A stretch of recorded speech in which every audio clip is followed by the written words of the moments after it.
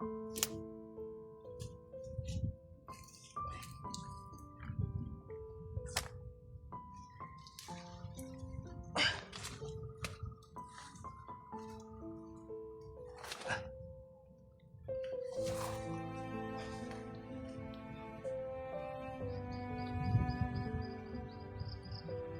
tayo mga tol. Ang mapagpalang araw sa ating lahat mga tol. Kain muna tayo mga tol. Gutom na talaga. Akong saging. Sakto naman ha. May mga hinog na kunti na lang yung natira mga tol kasi kinain ng ibon.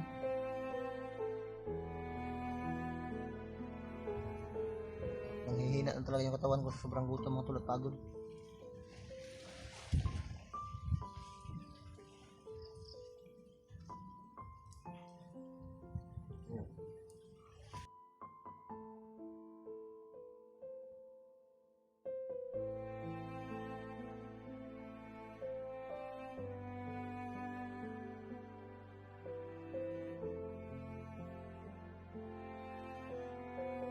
Hindi ko mahigaan. Dito na ako nakahiga sa lupa mga tol. Nilagyan ko na lang ng dahon.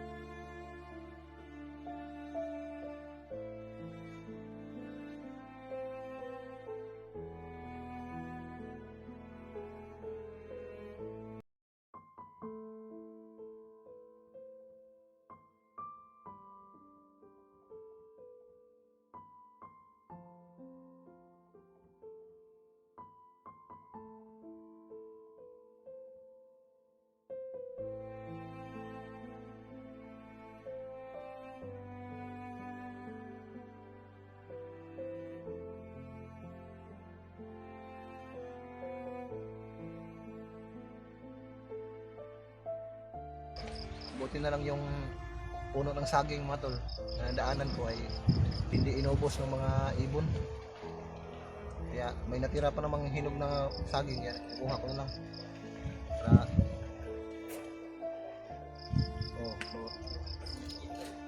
pati ibon mga tol ay naawa na talaga sa akin. Tinirahan pa ako ng pagkain. So, ngayong gabi mga tol, aalis ako mamayang gabi para ipapatuloy ko yung paglalakbay mga tol. Dahil ngayong araw na to mga tol ay mahihirapan talaga ako mga tol dahil sobrang nanghihina talaga yung katawan ko. Minabuti ko muna na magpahinga muna ako sa araw na ito at nang makakain din naman dahil sobrang pagod, puyat, halos wala akong pahinga sa paglalakbay. Kaya ngayon medyo bumalik na yung lakas ko mga tol. Aalis ako para pagpatuloy sa paglalakbay mga tol, para mahanap ko na yung mag-ina ko. So hirap lang ako dito mag-upload mga tol dahil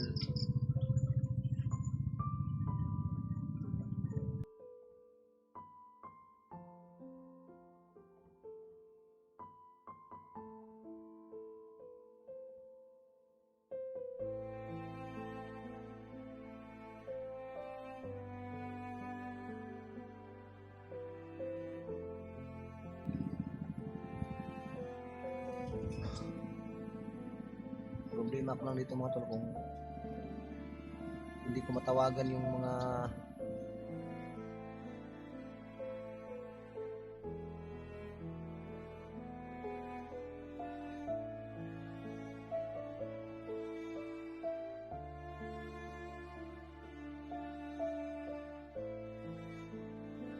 doon banda, may signal doon. So, hindi nga lang ako makatagal doon mga tol.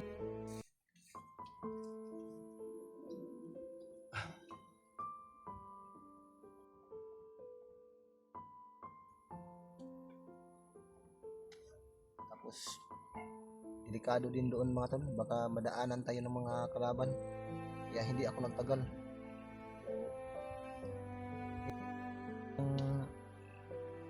Yung mga bunga ng saging mga tol, ito lang muna yung pang tabid gutom ko mga tol, para makasurvive ako dito hanggat sa hanap ko na yung mag-ina ko.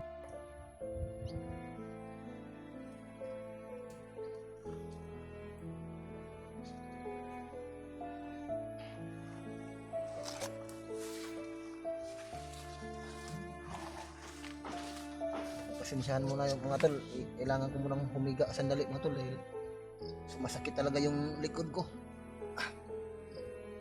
Ah.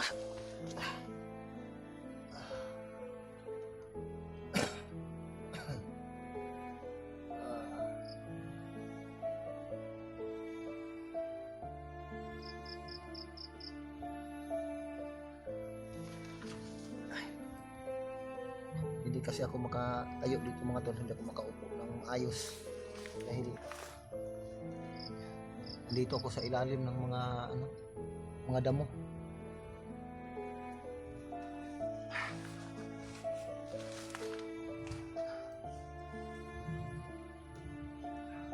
So kinukontak ko yung mga kasama ko, hindi ko sila matawagan, wala akong signal dito mga tol. Pero ngayong gabi maglalakbay ako mga tol, para makahanap ako ng signal para makontak ko yung mga kasama ko.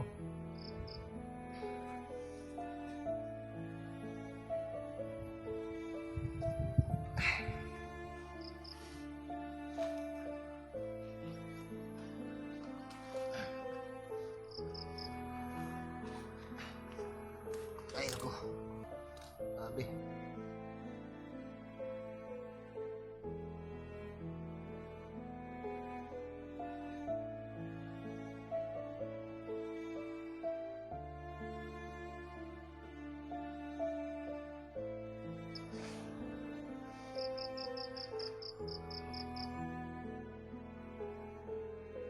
Medyo hapon na, mamaya aalis ako.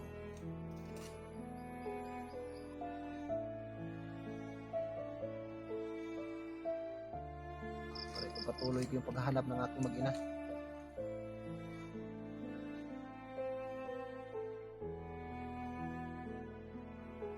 Nakita ako mga bandido na dumaan, so hindi masyadong kalayuan mula dito, pero hindi nila ako napansin.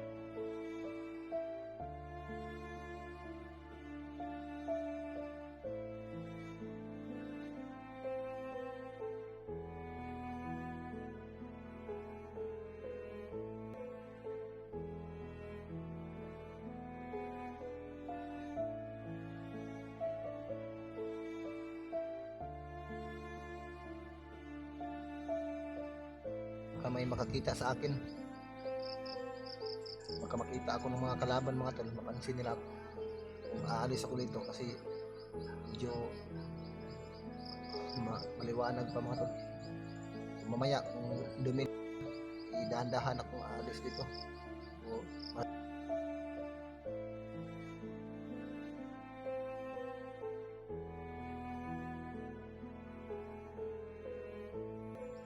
yung mga paa ko mga tol, nangangalay na talaga. Sobrang layo na talaga ng nilakad ko mga tol. Hanggang ngayon pa rin nakita yung mag-ina ko.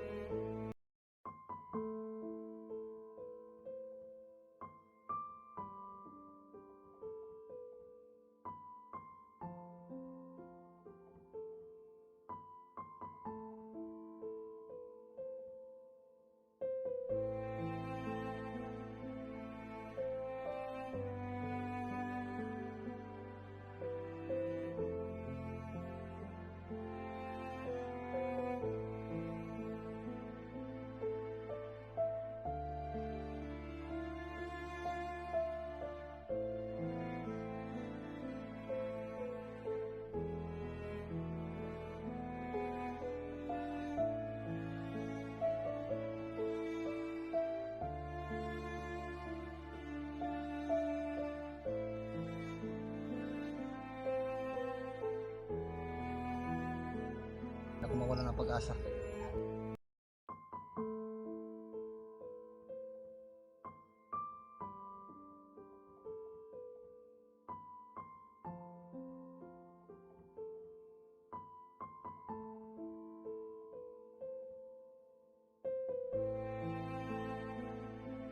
Hindi nila ako matawagan dahil minsan wala akong signal. Mga text message o mga mensahe na natanggap ko mula sa kanila, nag-aalala na sila sa akin, kaya agad naman akong nag-respond sa kanila na pinapauwi ko sila na wag muna silang aakyat sa kagubatan, baka mapahamak sila. Pinapabantayan ko na lang yung dalawa kong anak na estudyante doon, yung ate ko. Siya na lang yung nagbabantay ng mga bata. Hindi ko na rin pinapaiwan ng kapatid ko yung mga anak ko sa paaralan, mga tol. So, malapit lang dumili, mga tol. Kapag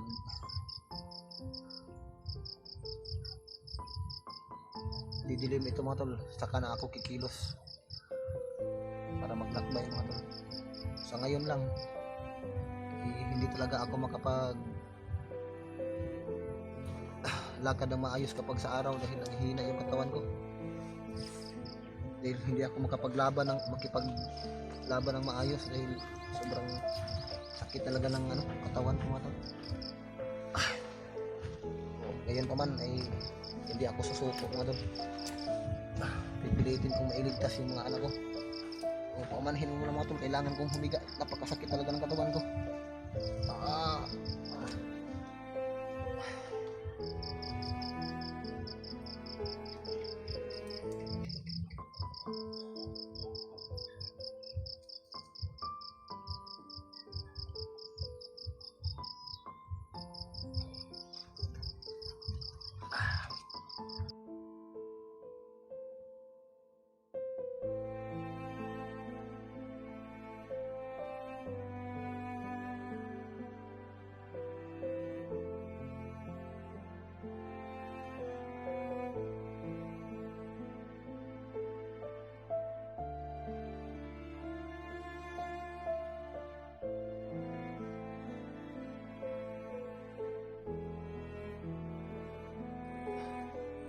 Papatago itong damuhan ito, mga tol.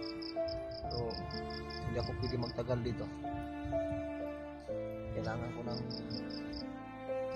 umalis dito, mga tol. So hihintayin ko lang, mga tol, na dumilim yung paligid bago ako aalis dito.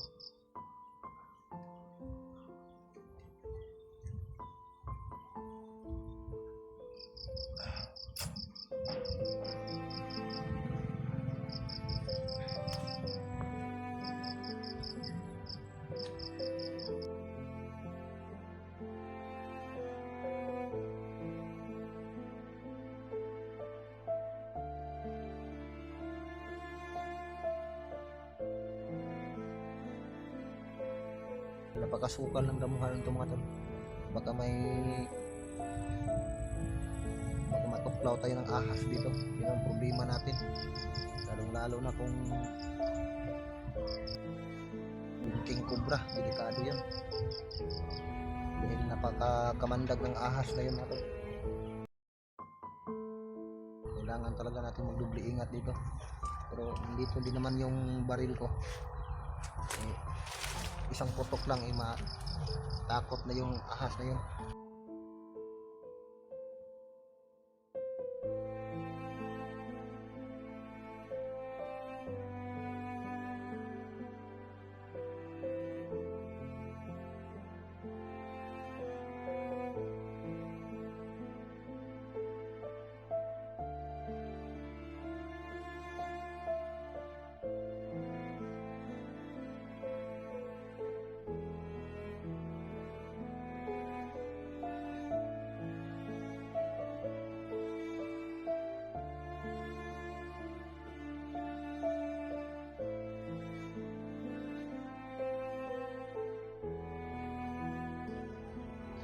Naghihintay ako sa mga mensahe ng mga kasama ko, mga tol.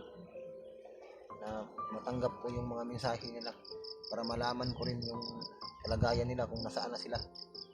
Dahil buong araw talaga ako dito na hindi lumabas sa eryang ito. Nagtatago lang muna ako mga tol.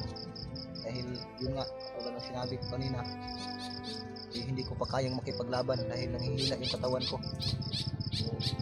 Dahil na rin siguro sa pagod at piyat mga tol. Hindi nga ako matulog minsan kapag gabi. Tuloy-tuloy pa rin ako sa paglalakbay. Dahil hindi ko titigilan na hanggat hindi ko makita yung mag-ina ko mga tol.